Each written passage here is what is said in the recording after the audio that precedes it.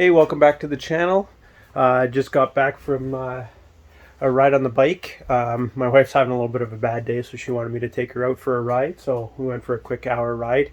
Not too bad. I watched the release of the new Sportster Nightster, and I just had a couple of thoughts about it, and figured I'd share my thoughts. Bike looks great. 975. I like the new lines of it. It actually, to me, looks a lot better than the Sportster S.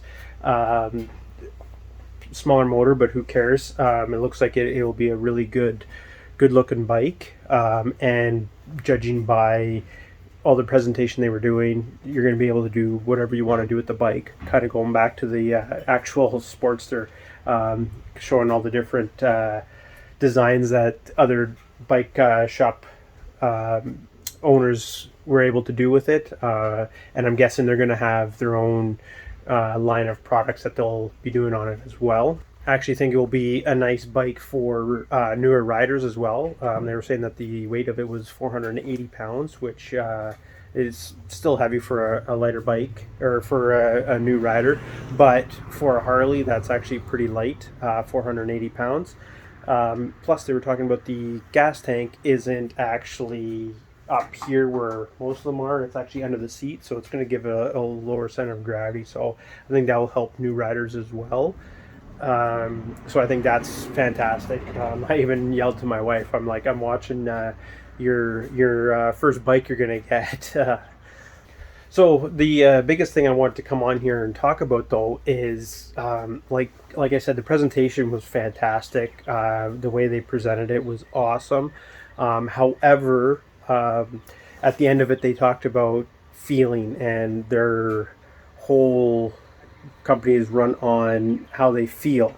Well, for me, how I feel is they could have saved all that money with the presentation and given everyone a little discount on the bike, because Canadian, this bike is 16.5 now, and then for the Americans it's 13.5, and then you have to add $400 for the Americans for color and $500 for Canadians for color. The Sportster S is 18.5 here in Canada and 15.5 in the States.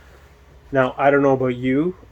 Forget about that presentation and give us $500 off, $1,000 off, something off on that, because 16.5 for, which I guess it's not necessarily a beginner bike, but for a bike that is your smallest bike in your repertoire, that's pretty expensive. So you're not going to attract a lot of new riders to that, I don't think. You're going to have guys coming in from other markets for that bike.